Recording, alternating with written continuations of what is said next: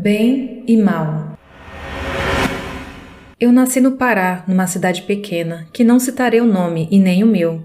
Uma cidade pequena como a minha sempre tem histórias de visagens. Quando faltava energia, nos reuníamos na frente das casas para ficar falando sobre histórias de terror. Eu sempre tive curiosidade de ver ou ouvir essas coisas. Eu fui o tipo de criança que tinha medos e fantasias. Era do tipo que, quando ouvia essas histórias, voltava para casa com medo do escuro e também de dormir sozinho. A vida foi passando, fui crescendo e a curiosidade sempre permaneceu. Certo dia, eu já com 18 anos, estava em uma baladinha com amigos. Já estava bem bêbado, passando mal, então resolvi ir para casa. Chegando lá, comecei a passar mal por causa da bebida, então decidi ir para o quintal me distrair um pouco. Estava no escuro mexendo no meu celular, quando ele caiu no chão. Por um momento, eu, com a cabeça meio zonza, olhando para um lado e para o outro, me abaixei e peguei meu celular. A tela estava suja, então eu a limpei na minha camisa e nesse momento a tela se apagou.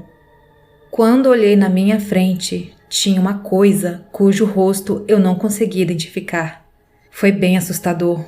Como eu estava bêbado, fiquei parado olhando sem sentir medo. Porém, os segundos foram passando e meu raciocínio voltando. Daí, comecei a sentir um aperto no peito, o tempo esfriando, o corpo paralisando e a única reação que tive foi a de me levantar. Não tive coragem de falar nada ou mexer com aquilo. O que fiz foi me levantar e caminhar para dentro de casa. Conforme eu andava, tive a sensação de que aquela coisa estava me seguindo. Bom, até aqui acho que é uma coisa que assustaria qualquer um. Em um outro dia, eu estava na praça próximo da minha casa, quando decidi ir embora. Estava acompanhado de outra pessoa. No caminho havia um quintal que atravessávamos, era um atalho. O quintal era abandonado, as pessoas sempre contavam que nesse lugar aparecia visagens e coisa do tipo. Entramos nesse quintal para atravessá-lo. Havia muitas árvores, era um terreno enorme. Tinha uma mangueira bem grande e quando olhei para cima dessa bendita árvore, vi tal coisa que no momento meu corpo paralisou e eu pude identificar. Vi muito rápido, mas foi o suficiente para eu sentir meu corpo inteiro se arrepiar. Falei um palavrão, reação de impulso, e a pessoa que estava comigo pegou na minha mão e saiu me puxando e perguntando o que eu tinha visto. Já fora do quintal, contei o que vi na mangueira. Algo como um anjo. Estava acorrentado em forma de crucifixo. Ele estava com os braços abertos, mas haviam correntes em cada uma de suas mãos, e dava para ver que era um ser brilhoso. Pude perceber que era um anjo, mas isso até hoje é um mistério para mim. Já fui em locais espíritas, de umbanda e até mesmo na igreja perguntar sobre essas coisas que eu vejo, querendo saber se é bom ou se é mal. Alguém me disse que pessoas têm anjos e que eu sou uma pessoa em 1 milhão. Normalmente todos temos nosso anjo da guarda e eu tenho mais do que um que me guarda. Essa pessoa só me disse isso e nada mais. Pedi mais explicações e ela falou que com o tempo eu iria saber. Fui procurar saber mais e a resposta que obtive sobre ter 2 ou mais anjos é que pode ser o bem, mas que também pode ser o mal. Isso é uma coisa que me assusta bastante. Esse relato foi enviado no Telegram.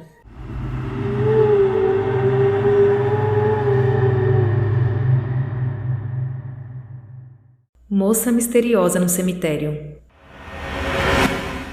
Em 2007, eu devia estar no auge dos meus 15 anos e às vezes minha tia-avó e sua amiga me convidavam para passear com elas pela cidade. Era muito divertido, pois elas me levavam para comer biscoitos, passear no parque e outras atividades. Minha tia era muito sozinha e eu também. Afinal, minha mãe e minha avó estavam sempre trabalhando ou ocupadas com alguma coisa e eu não tinha muitos amigos. Na época, morávamos em Caxias do Sul, uma cidade do Rio Grande do Sul, que tinha muitos habitantes e muita coisa para fazer. No dia dos finados, estava sozinha em casa e minha tia pediu para que eu ajudasse a ela e a sua amiga a levar algumas velas e flores ao túmulo da mãe dessa amiga. Hesitei, pois eu tenho muito medo de cemitérios e de suas lendas. mas como eu sempre ajudei minha tia, me senti um pouco obrigada a ir. Fomos no carro dela e colocamos as coisas necessárias no porta-malas. Já que íamos para lá, lembrei de passar no túmulo da minha avó paterna para deixar uma vela e uma flor. Chegamos lá e descemos do carro, indo logo para o porta-malas.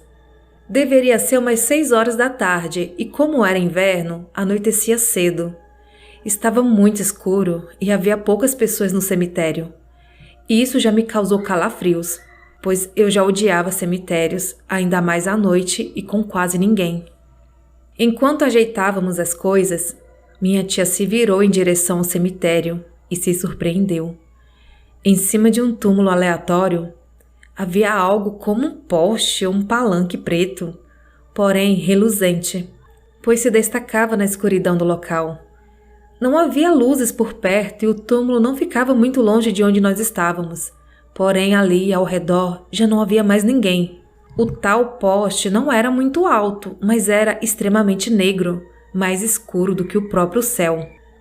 Minha tia então se virou e me chamou, e logo sua amiga se virou também. E sim, eu vi o tal poste, mas não consegui distinguir o que era. Acendemos uma vela e estreitamos os olhos para tentar enxergar melhor, sem coragem de nos aproximar daquilo, quando, de repente, o tal poste se virou e pudemos ver a figura de uma mulher. O preto que enxergávamos era o seu cabelo, que ia até o chão. Parecia estar sentada, pois ela se virou de um modo que só podíamos enxergar metade do seu corpo, quase que de lado, mas sem mostrar muitos detalhes. Seu rosto era extremamente branco, mas era belíssima. Não usava maquiagem, somente um vestido vermelho reluzente. Ficamos encantados com a visão da belíssima moça, porém ela se virou um pouco mais e o encanto se tornou pavor. Sua mão era totalmente ossuda, não havia pele nem músculos, somente ossos. Ao enxergarmos sua mão, levamos um susto e na mesma hora ela sorriu, sem mostrar os dentes, como se fosse uma risadinha. Nós 3 gritamos e entramos no carro correndo, deixando as velas e flores para lá. Até hoje, minha tia-avó e sua amiga, que já tem uma certa idade, lembram do momento e contam como se fosse ontem. Eu também nunca me esqueci da belíssima mulher e de sua mão ossuda e horripilante, mas eu não queria ter ficado para saber o que iria acontecer. Esse relato foi enviado no e-mail pela Larissa de Torres, Rio Grande do Sul.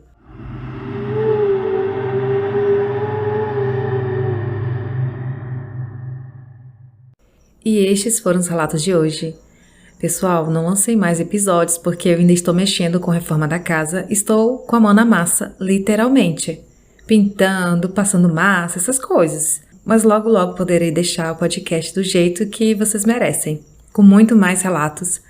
E por falar em relato, gente, eu falei que eu estava recebendo alguns relatos longos e agora eu comecei a receber uns relatos muito curtos que estou tendo que entrar em contato com a pessoa para tirar algumas dúvidas.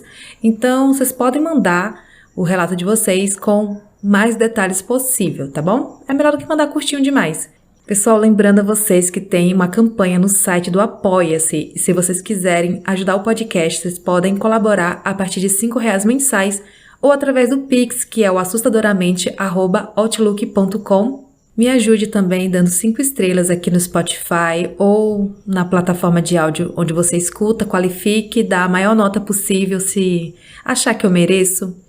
E também me siga lá no canal do YouTube. Gente, estou quase monetizando. Tenho quase as 4.000 horas, mas ainda preciso de uns 200 seguidores. Eu tenho 10.000 seguidores aqui no Spotify, quase 10.000. Então, gente, largue de preguiça e me siga também lá no YouTube. Mesmo que você não me escute por lá, siga só para dar essa forcinha mesmo, que ajuda bastante. E é isso, gente. Vou ficando por aqui. Até a próxima quarta.